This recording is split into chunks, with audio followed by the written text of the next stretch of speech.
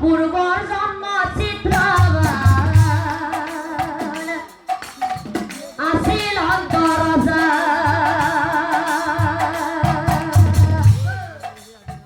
অত্যাচার করি পালে হব প্রজা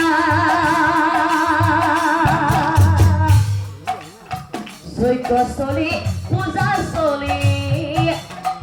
করে লন্ড ভণ্ড অত্যাচারী রবি আছিল সেই জনয় আছিল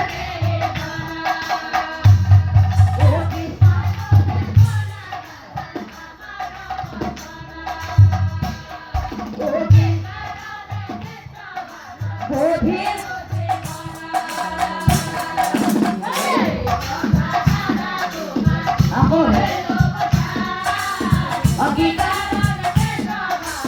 ওনারা পুথিরায়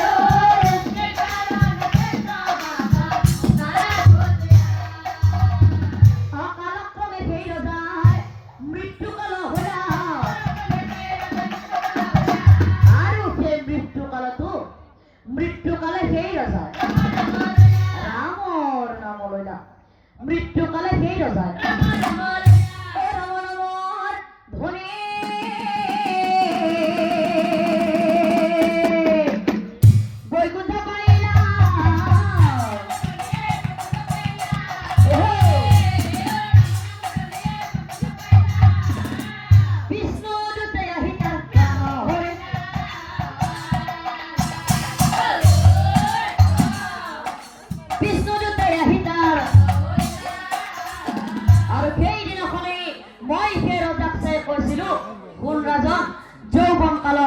যৌবন কালত দেহাৰ গৰমত প্ৰজাৰ ওপৰত তই নানানটা অত্যাচাৰ কৰিছিলি সেই দুখে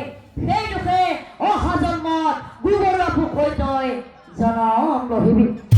আৰু তাৰ পিছত সেই ৰজাই মোৰ চৰণত পৰি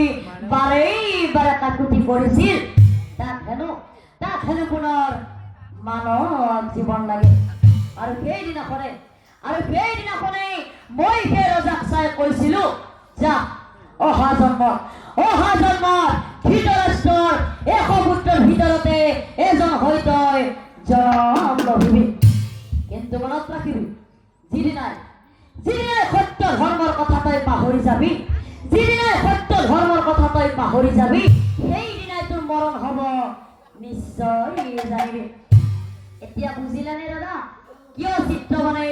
মোৰ চৰণত পৰি বাৰে কাকুতি কৰাৰ পিছতো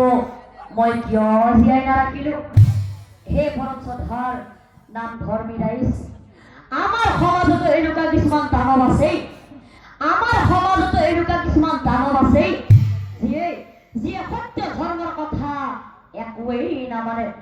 আৰু তেনে কৰে কম দিনৰ ভিতৰতে জমৰ ঘৰলৈ গতি কৰে আৰু তেনে কৰে কম দিনৰ ভিতৰতে জমৰ ঘৰলৈ গতি কৰে আৰু তেনে কৰে কম দিনৰ ভিতৰতে জমৰ ঘৰলৈ গতি কৰে হয়তো